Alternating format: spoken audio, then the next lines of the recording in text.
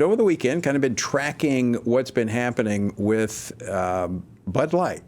Now, not a topic you would expect to hear on Washington Watch, but I think this is somewhat indicative of where corporate America is going.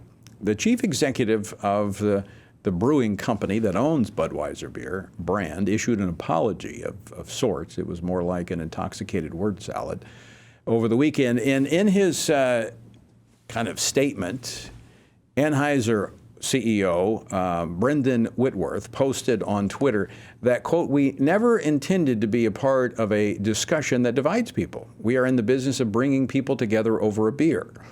Okay. Well, if they were committed to doing that, they wouldn't be facing the backlash they have been facing since making trans-identifying Dylan Mulvaney, who's gender confused, their poster boy. Or in their mind, poster girl. I don't know which it is. It's just weird. Well, here with me now in studio to talk about this and more is Meg Kilgannon, Senior Fellow for Education Studies here at the Family Research Council. Meg, not a topic we thought we'd be talking about beer, but I was thinking maybe I should call on all the Baptists to boycott Budweiser. Maybe, who knows? But this really shows how corporate America is out of step. They've lost $6 billion in market capitalization as a result of this. I'm hearing reports where bars are turning back truckloads of right. Bud Light. I mean, this is quite revealing. Well, it is quite revealing, and I'm not a beer drinker myself, but I know that it's a huge industry in America. It involves distributors, it involves people that sell it directly to the consumer, whether that's a grocery store or your local bar, bartender, then the distributors that get the beer to those places, and then the corporation itself. So the ramifications of a problem like this are felt deep and wide, and that's why you saw, I think, the response from the top of the corporation so quickly. Because when you have people turning back truckloads of beer and major country music singers Xing Bud Light out of their entertainment contracts, that's right. going to start hurting. Yeah, and I'm, I don't know the CEO, but Brendan Whitworth is a Marine veteran, apparently worked with the CIA. I always want to take care of my Marine brothers, but you know what? He obviously needs to fire somebody. I'm going to play this clip again of the vice president of Bud Light. Let's see, get her name here. Alicia Hindershield. She made this comment. This was before the rolling out of this. Is back in March. Play clip number 9. So I had this super clear mandate. It's like we need to evolve and elevate this incredibly iconic brand. What does evolve and elevate mean? It means inclusivity. It means shifting the tone. It means having a campaign that's truly inclusive and feels lighter and brighter and different and appeals to women and to men. Light, bright, and different? Really? Yeah. I mean, I'm old enough to remember the iconic campaigns that Bud Light has done over the years. Here comes the Bud. This Bud's for you. Those commercials at Christmas time with the beautiful horses and the jingle bells. I mean, so now we have transgenders on cans that mock women. They were award-winning, and now we get this. And by the way, just a little note.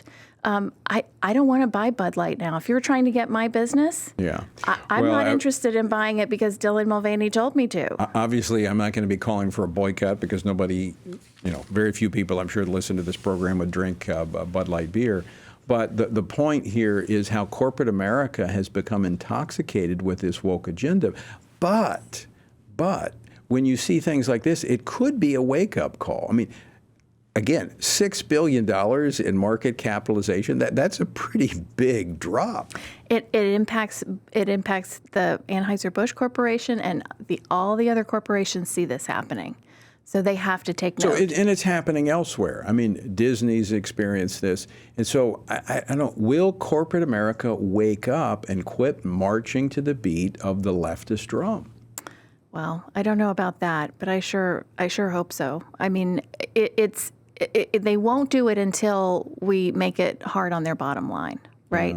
And if we don't continue this pressure, then it's difficult. We on the right tend to be more concerned with normal everyday matters of life, right? And we're not overly political in terms of buying and selling things based on people's political views. We just want to exist, right? So it's not usually sustained very long.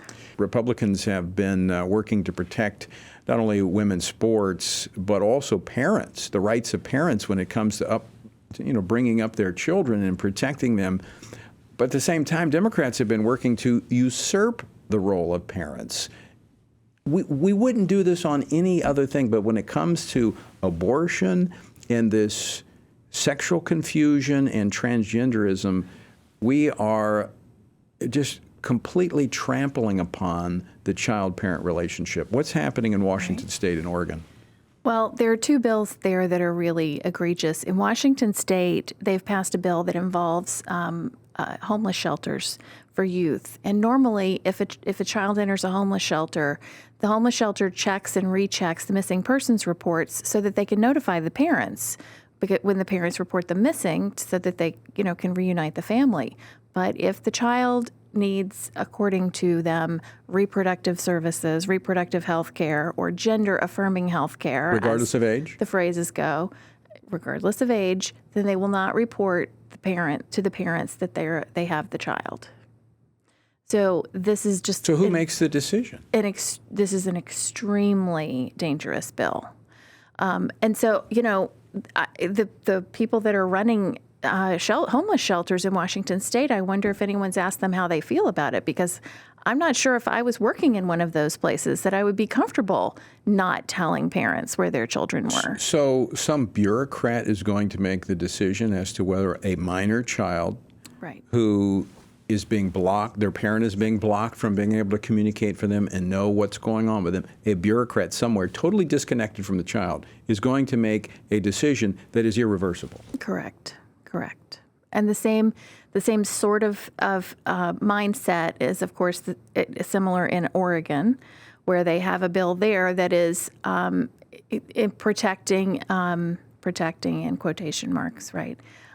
The child from having themselves outed to their parents over any kind of reproductive health care, which is code for abortion and contraception, or gender-affirming services, same kind of thing.